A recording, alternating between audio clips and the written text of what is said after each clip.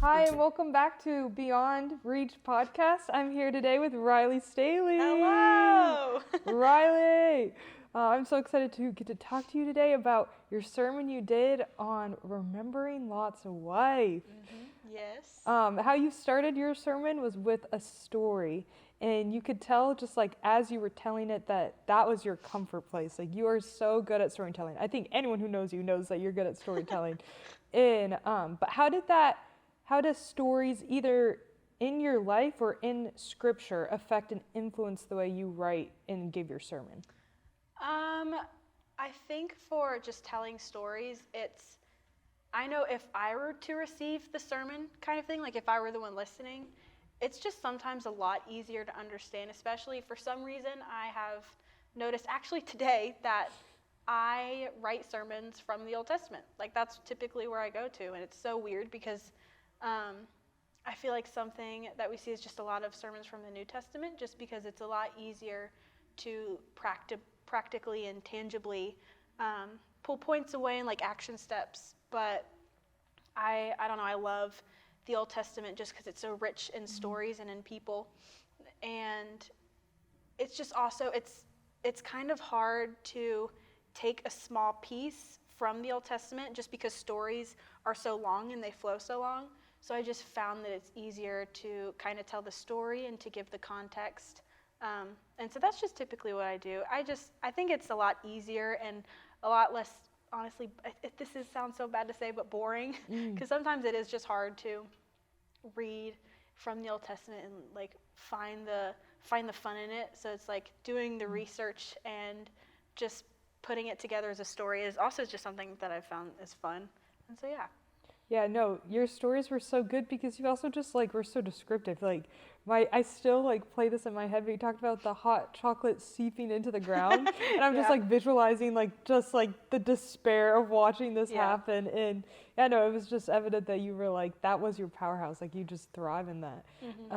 But yeah, so I just mentioned it's on Lot's wife, but you do talk about Lot himself, and you talked about how he lived among the wicked but was not like the wicked. Yeah. And that's such like an example of how we should live. So how do you think that affects how it affected his faith, but also how it should affect our faith?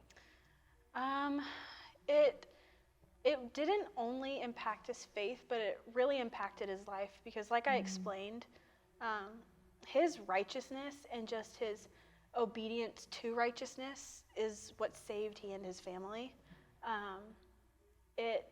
It's just I applaud him. I don't know how he lived around people who just so freely indulged in whatever they wanted to indulge in, because people have such a great influence on us, and I don't know what he practiced to just remain so faithful and to have this strong faith, but I think he is just such an incredible example of how to live, because we more than likely are going to find ourselves living around people who want to do the things that they want to do and just kind of pursue the things that they want to pursue, whatever that may be. And it may not be honoring to the Lord, and it can be so easy to just fall into the things that they're doing and to just want to be like them or live like them, or if like, well, if they're doing what they're doing, then it's okay if just this one time I do what I want to do.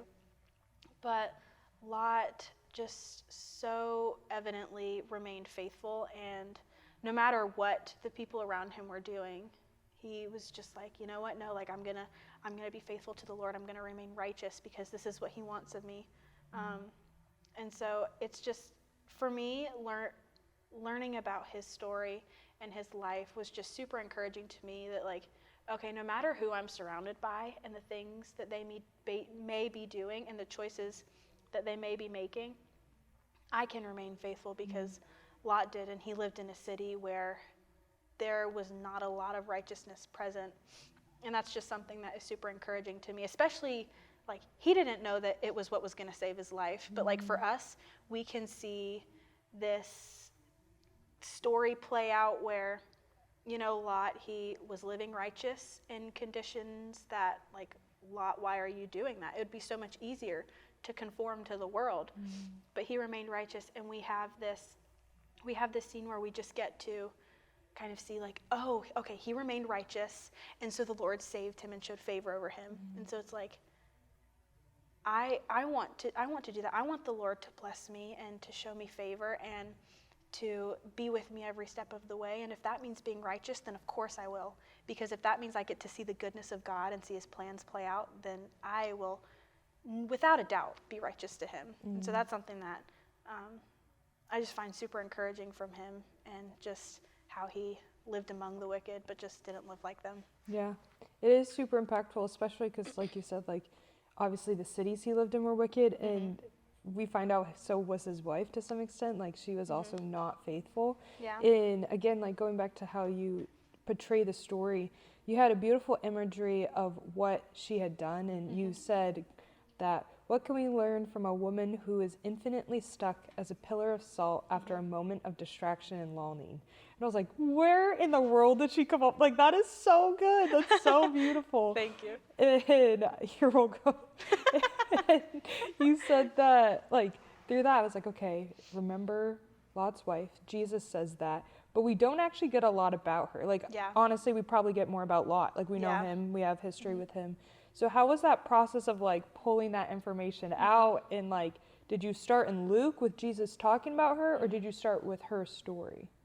So over the summer, like this past summer, I did an internship at a church, and one of the books that they had me read was, it was either titled, like, Don't Look Back, or Remember Lot's Wife, or one of the two, mixtures kind of thing, I don't know.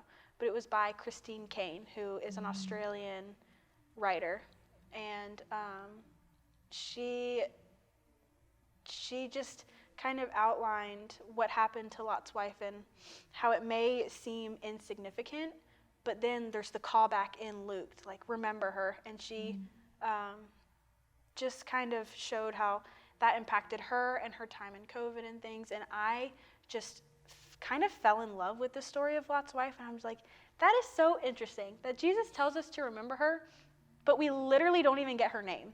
Like, she is referenced to as Lot's wife. Like, that's her whole identity. You're Lot's wife, which I think is so funny. Like, she doesn't even have a name. That's I think that's funny.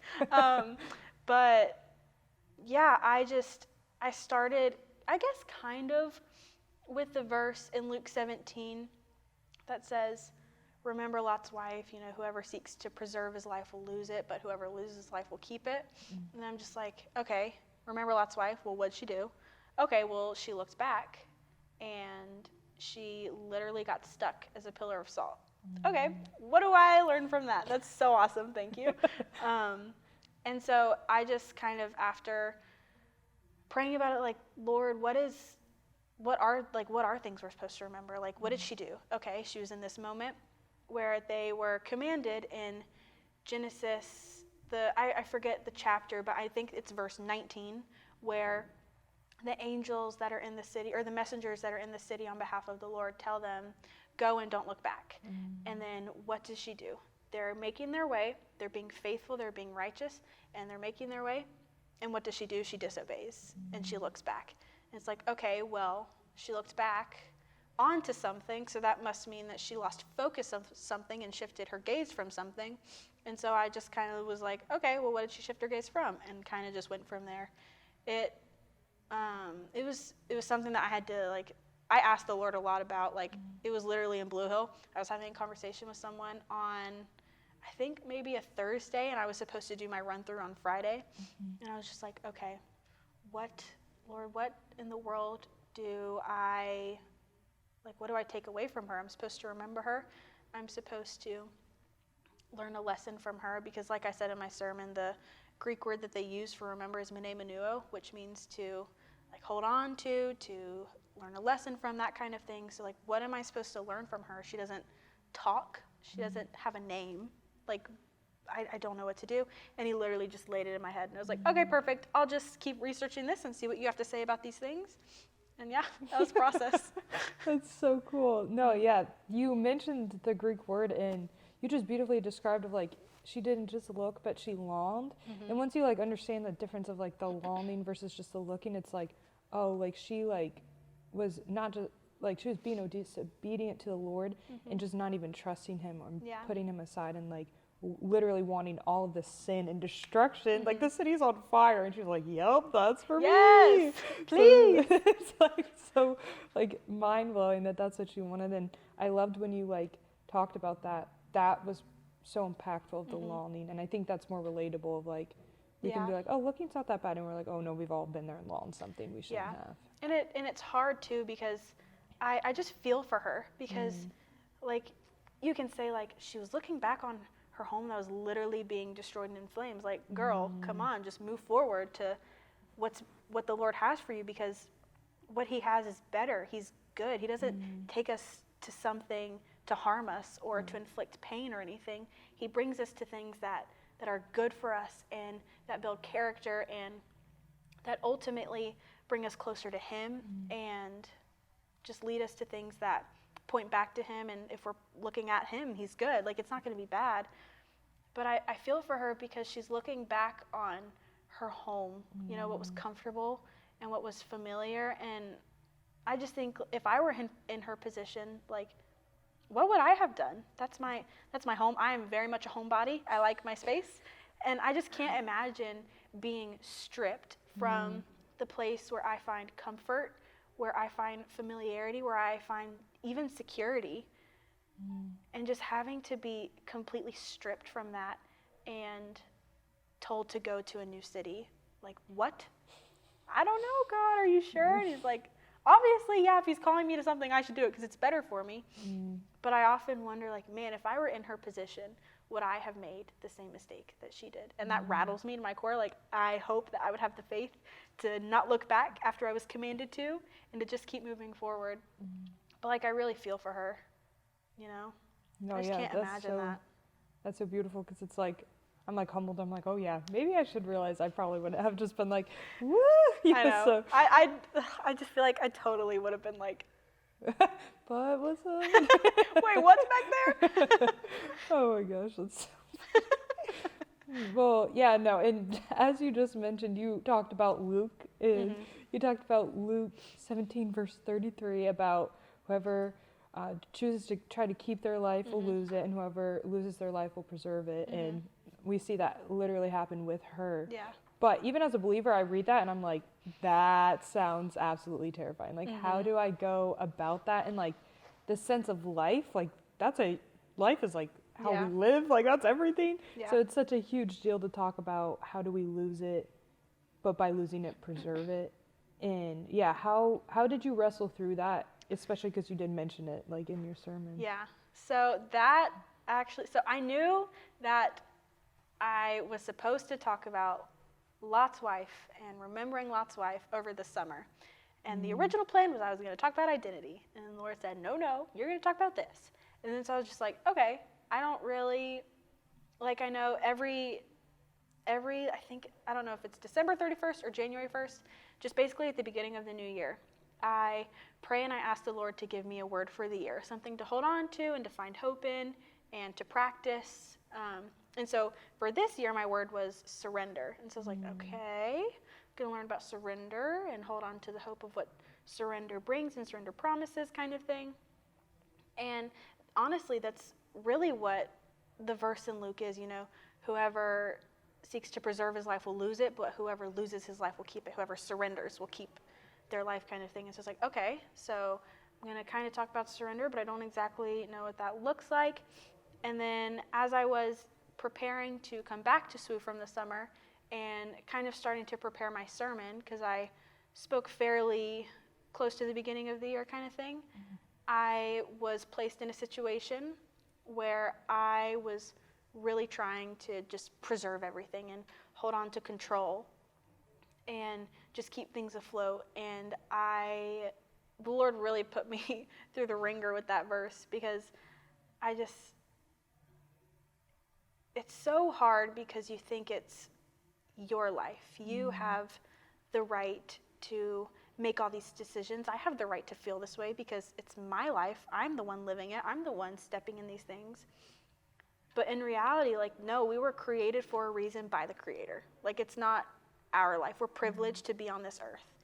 And that was something that the Lord really had to humble me in for this sermon, is just honestly finding the truth in that verse. Because something that I've been practicing is every morning I try to start my day off with, okay, Lord, this is what I'm feeling, this is what I'm thinking. I lay this down at your feet, Lord. I can't carry the burden of this. I can't handle the weight, but you can. And how grateful, like I'm just so grateful that you are providing kind of an escape, and that you are providing your aid and your help in this. And Lord, I lay this at your feet. I surrender this to you. And I try to start my day off like that, to kind of lift the weight. And then throughout the day, surrender isn't a one and done thing. Surrender is something that, at least for me, if you have surrender down pat, then I don't want to talk to you, because I need some lessons. But I find myself having to continuously surrender thoughts, surrender feelings, surrender heartache, surrender situations, just all these things. And so I quite literally say, Lord, I surrender this at your feet. And when I do that, I feel a weight lifted. I'm just like, I can breathe. The Lord, you have this. I'm going to do my best not to think about it anymore. Thank you for being so gracious and so good. But that was something that I literally had to learn how to do as I was preparing the sermon.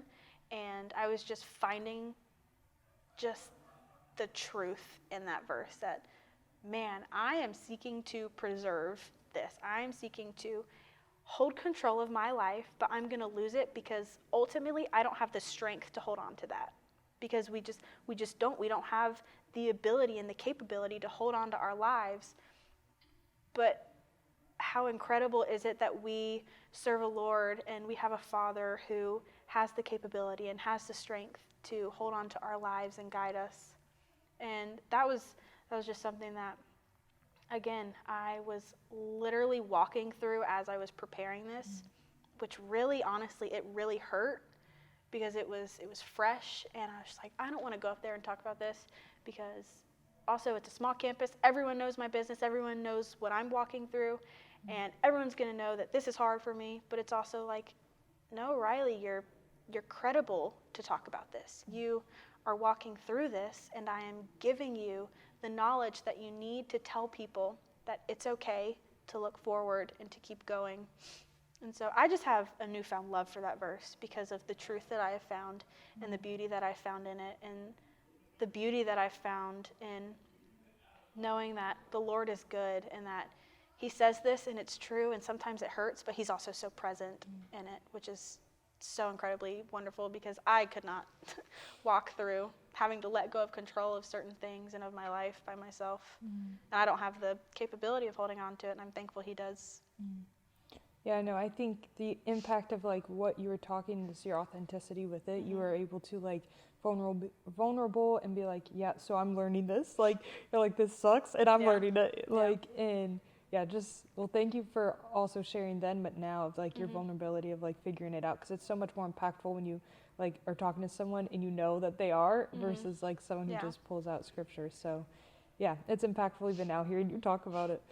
But one of the things I loved, and I could like hear it as you're talking through that, is you talked about how God calls, commands, advises, but above all, he guides. And like I could even hear that as you were saying. I was like, wow, nice, right? Yes, perfect. And you talk about he's the good shepherd. So I know you just kind of mentioned it, but how has he guided you, and what does that look like? And Something that he has had to remind me of is I was talking about this with someone today, which is so funny, but I feel like I have this picture, and I am walking this path, and there's kind of just this foggy, dark abyss, and all I hear is, come on, come on, come to me, I'm over here. And I'm just like, oh, that's scary, I don't want to do that. But he's just like, come on, I'm over here, clapping so I can hear him, because I can't see him because there's fog. But what I found to be so true, and something that I drew the kind of the Good Shepherd thing from Psalm 23, because that's also something I've been learning about, and how he just closely walks with us, and he leads us down, like leads us by still waters, and You know, even though I walk through the valley of the shadow of death, I'll fear no evil because he's present, kind of thing. Something that I've been learning is that as I walk, he's not out in this foggy abyss kind of thing, like, come on, over here. He is quite literally beside us, and he's holding this. Someone else was talking to me about this too, and I don't remember who it was, or I would give them credit, but he's holding this kind of lamp that illuminates enough light for you to see so that you don't fall into danger and walk into danger, but not enough to see what's fully in front of you. And he's like, it's okay. You don't know what's ahead of you. That's okay. I do. I'm here beside you. I'm here with you. And we're going to walk through it together. And I also like to imagine that it's kind of like a river, and he lays down each stone and each step at a time. That's so that cool. I'm right here, and I'm providing these steps for you, and I want you to follow them so that you don't fall into the water and hurt yourself, kind of thing. And I've been learning a lot about that. I've been learning about a lot of what I've talked about, which is just like, I wish I had it all figured out. But also, I'm never going to have everything figured out, and that's totally fine. It's perfect. But yeah, that's something that I've just been trying to hold on to and remember, that it's like, he's not making me blindly like, come here. Like, he's walking through it with me, and he's guiding me through it. And like, I'm just so grateful for that, that I don't have to figure it out on my own, because I definitely couldn't. Yeah, I was like, that's like, again, it goes back to how beautifully you paint pictures with the words. I was like, oh my gosh, like, I'm like, there's a whole movie in my head happening with the sheep and everything. I was like, oh my gosh, Riley, here we go. So good. That's so good. And then you're like, yeah, the Lord's good. I'm like, oh my gosh, this is insane. But anyways, no, that's so good and so impactful, and to remember and like hold intention of like, he's creator of the universe, but yet wants to walk with me personally. It's just like, I know, like, what? Why am I deserving it? It's like, you're not, but here I you am. go. I'm just like, yeah. You're so good. What the hey? It's awesome. Oh my gosh, but that is super awesome. Well, Riley, I only have one more question, and Perfect. It's, what last piece of encouragement and action steps would you suggest our listeners do in light of your message to remember? I think for action steps, I would say continuously surrender, and that might even look like doing what I do, or doing just whatever works for you, but every morning verbally saying like, Lord, I surrender this to you. I surrender this thought to you. I surrender this feeling to you. I don't have the capacity to hold this and to walk through this alone. So Lord, I lay it at your feet, because it may seem so silly, but there just really are power in your words. And when you verbally give it to him, like, it's his now. And like, that's not me saying that like, oh, problem fixed, you're never going to think about it again, and you're never going to feel it again, and you're going to forget about it, and you're healed. Because healing is also like a timely process, which stinks, but there's so much beauty in it. And so for advice, I would just say, like, truly remember Lot's wife. Remember the mistake that she made. She lost focus of God and his presence, and she lost focus of his plan. And ultimately, because of that, she lost focus of his promise, because if you're not looking to him, then you're obviously not going to be on the path, and so you're obviously not going to be on track to his promise. And so I would just say, remember her, and just know that, like, it's going to be hard. I can't promise that it's going to be easy, because it's not going to be easy. Jesus, like, we're told in John 16 that, you know, in this world you're going to have trouble. But then we're also told, but take heart, because I've overcome the world. And so things are not going to be easy. They're not promised to be easy, but that's okay, because in the hardship, you get to see the faithfulness of the Lord to everything that he has ever said, and you get to see the truth, just the truth in who he is, and his good, imminent character, his lovingness, his kindness, his patience. And you get to see the beauty of healing, and you get to learn from all these things and take them with you as you continue to walk down whatever path he's leading you down. And then along the way, what I have found to be so beautiful is being able to walk through situations with others, I'm like, I went through that. Like, it's okay. Like, I totally understand you. I hear you. I feel for you. I'm so sorry, but you're not alone. And guess what? God is good and God is faithful. And it's not going to be easy, because if things were easy, like, what faith would there be? But he's beside you, and there is goodness at the end of this. I don't know what that looks like, but just continue walking and don't look back, because at the end of whatever road he's bringing you down, there is going to be something that is so incredibly beautiful that you can't even begin to imagine. I can't even begin to imagine, but I know that it's going to be good. And so I think that's maybe a gist of what I would say. I don't know. I just lost my train of thought. Well, Riley, thank you for your words, but also just like you can tell when you speak, like the love of the Lord just coming through you. So thank you for that.